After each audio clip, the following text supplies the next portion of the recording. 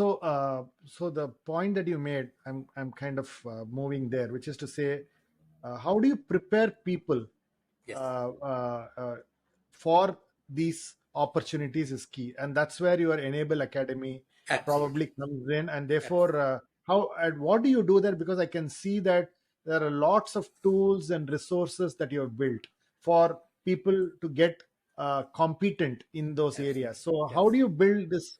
Talk to me about the Enable Academy and what happens to people, and how do you transform these people. Absolutely. I think that's an important thing. So, one of the first things that we do in transforming persons with disability, we start with a very, very simple thing called expectation. Hmm. Right? When I was growing up, Swami, when I was this one, and people used to come to my house, relatives and all that, when they used to ask my sister, "Hey, what will you become when you grow up?" Hmm. But I never heard that question to me. Hmm. Why? Because people are saying, "Oh, Moses is here, maybe already going through a lot of medical interventions." There is no expectation from me. Hmm. It's not that they don't want me to succeed in life, but people are genuinely concerned. He's going through operations and this and that and all that. Will I ask him what will he become in the future? That's not the question.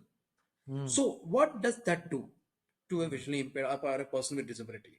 Hmm. When you have a sibling, who is constantly sent to, say, to the neighbor store in the neighborhood to get something, you are not going there. You are not getting that opportunity.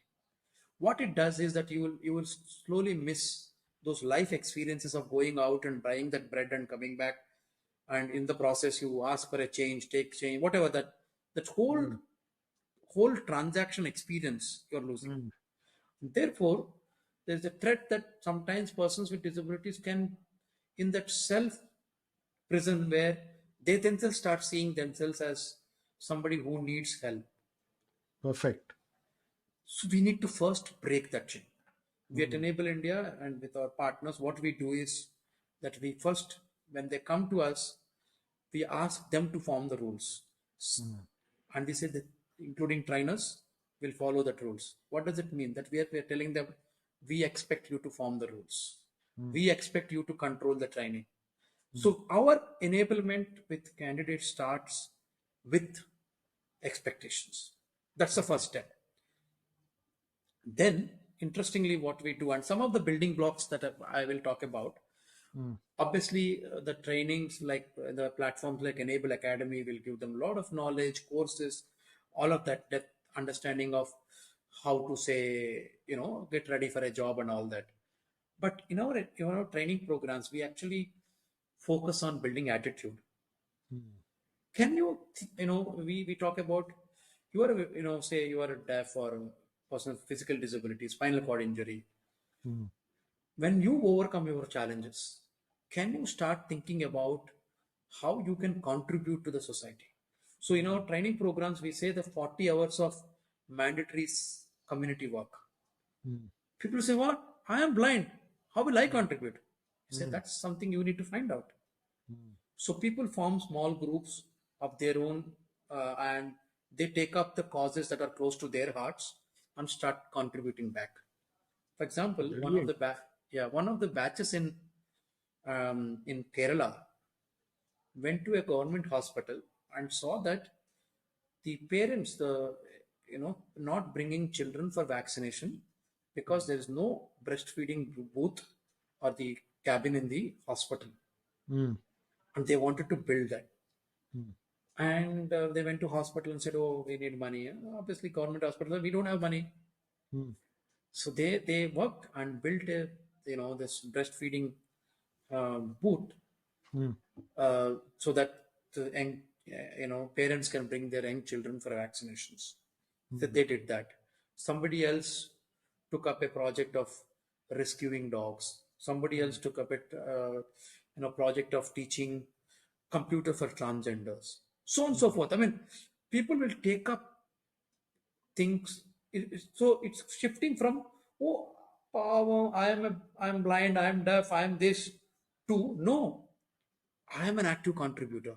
I am Hmm. taking charge. I am a volunteer. I am a change maker." Hmm. So this is another shift that we do in our training programs. And that's where all the academy or that you referred will come into the picture to facilitate at scale. Obviously, some courses need to scale, so it's not that everybody need to come to Enable India. So, like platforms like Enable Academy will take us to more people. But our curriculum, our the it's all this again. These insights came from our past experience when we start placing people in different companies. I know about expectation where we learned in the one of our first placements with the deaf.